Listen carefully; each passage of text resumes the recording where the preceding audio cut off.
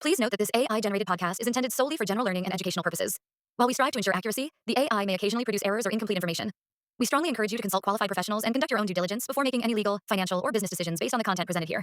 Also, any views and opinions expressed in this podcast are those of the podcast creator alone and do not reflect or represent the views, positions, or policies of any organization, institution, or entity, past, present, or future, with which the creator is or may be affiliated.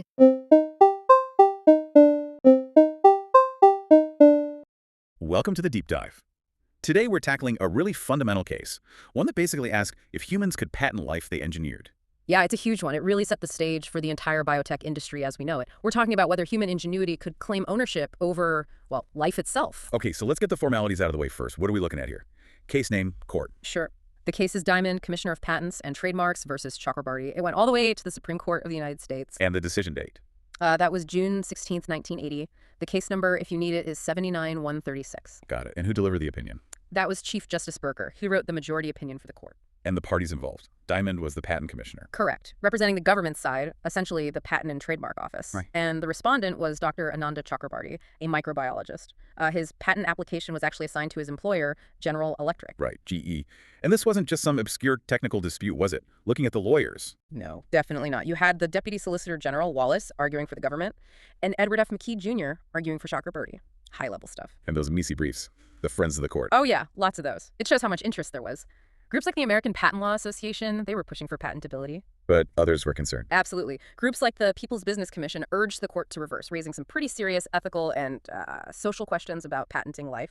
So a real battleground. Yeah. But it all centered on interpreting one specific law, right? Exactly. It boiled down to 35 U.S.C. Section 101. That's the section of the Patent Act that defines what can be patented. And what does it say? It lists 4 categories. Any new and useful process, machine, manufacture, or composition of matter. Okay, process, machine, manufacture, or composition of matter. Seems straightforward enough for, like, a new gadget or chemical compound. Well, that was the core question. Could a living organism, even one engineered by humans, fit into manufacture or composition of matter? That was the big ambiguity. Let's get into the invention itself then, the facts. What did Dr. Chakrabarty actually create? Okay, so back in 1972, he filed this patent application. It was for a genetically engineered bacterium, a type of Pseudomonas. And what made it special? He'd modified it using plasmids. Think of them as little extra bits of DNA so it could break down multiple components of crude oil. Ah, so like an oil spill cleanup crew. Exactly. And here's a crucial part, the real innovation. No naturally occurring bacteria could do that, break down all those different parts of crude oil simultaneously. His could. So it had a clear practical use, much better than just mixing existing bacteria. Right. Significant utility, that was key. Now, his patent application had 3 types of claims. Okay, what were they? First, claims on the process for making the bacteria. Second, claims for an inoculum, basically. The bacteria mixed with a carrier material like straw so you could spread it on a spill. And those were okay. Yeah, the patent examiner allowed those too. But the third type of claims for the bacteria themselves, that's where the trouble started. Why were those rejected? The examiner gave 2 reasons. First, that microorganisms are products of nature. And second, that living things just aren't patentable subject matter under Section 101. And the Patent Office's own Board of Appeals agreed. They affirmed the rejection, specifically on that second ground. Living things are outside the scope of Section 101, period. Well, that sets up the big legal question for the Supreme Court. Precisely. Does a live, human-made microorganism count as a manufacture or composition of matter under the statute? That's the heart of it. So, Chakrabarty's side, the respondent, how did they argue that it did count? Their argument was pretty straightforward, really. They said, look, this bacterium isn't found in nature. We made it. It's a product of human ingenuity. It has different characteristics, a new use. Exactly. Markedly different characteristics and a utility that natural bacteria don't have. Therefore, it must fit under a manufacture or composition of matter. The fact that it's alive shouldn't matter. The key is that it's man-made, not natural. Okay, makes sense. Now, the patent commissioner, the petitioner, what was their counter? They seemed worried about opening floodgates. They were. Their arguments lean heavily on history and caution, 2 main points. What was the first? The historical one. They argued that manufacture and composition of matter were never intended to include living things. As proof, they pointed to Congress passing specific laws later on, the 1930 Plant Patent Act and the 1970 Plant Variety Protection Act. Their logic being, if Section 101 already covered living things, why would Congress need separate laws just for plants? Exactly. They saw those acts as evidence that Congress understood Section 101 to exclude life. And the second point, the caution argument. That was about the unknown risks. Genetic engineering was new, kind of scary territory back then. They argued the court shouldn't make policy on something with potentially huge hazards like pollution, new diseases, loss of genetic diversity. They felt it was too big for the courts to decide. Yeah.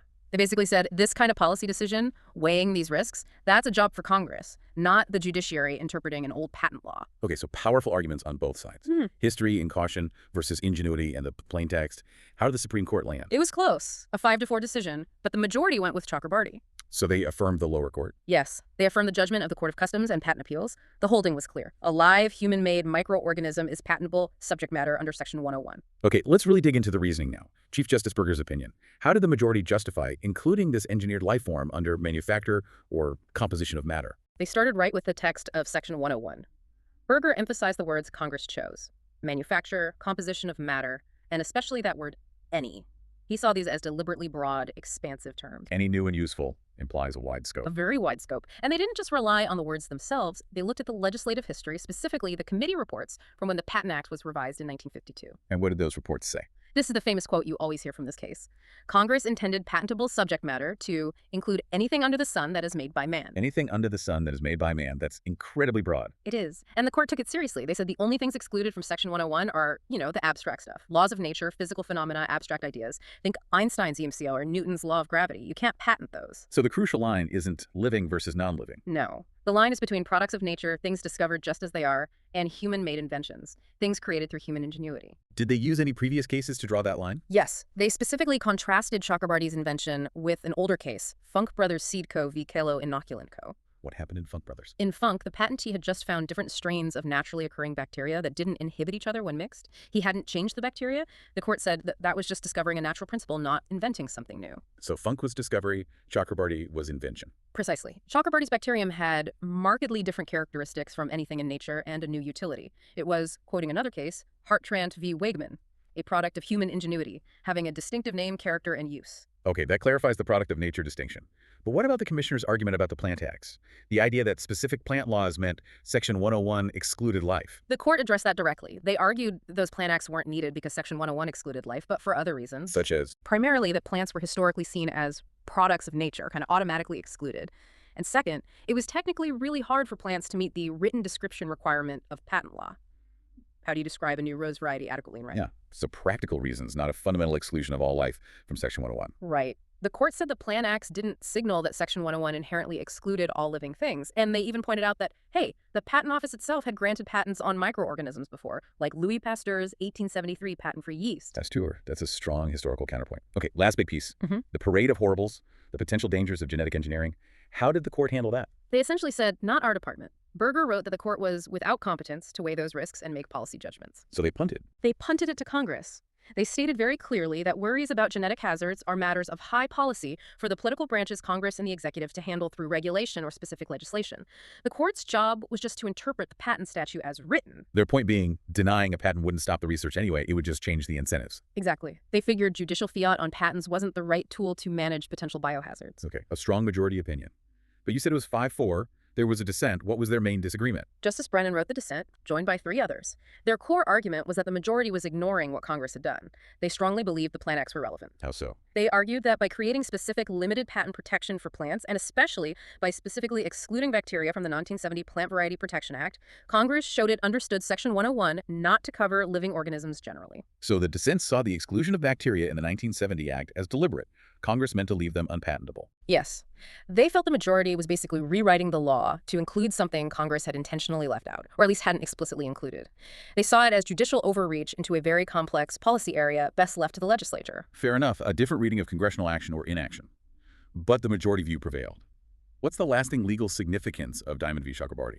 It's hard to overstate it, really. It fundamentally established that new life forms created by humans are patentable. It drew that critical line, not living versus non-living, but natural versus man-made. And that opened the door for the entire modern biotechnology industry. It provided the economic incentive, the promise of exclusive rights through patents that fueled investment and research into genetic engineering, new pharmaceuticals, diagnostics, everything. It's truly foundational. So if you had to boil this whole complex case down to one key takeaway for listeners, what would it be? The core message is that the U.S. Patent Act is designed to be broad and forward-looking. The court confirmed that anything under the sun that is made by man really means what it says, even if that thing is alive, as long as it's not just a discovery of something already existing in nature.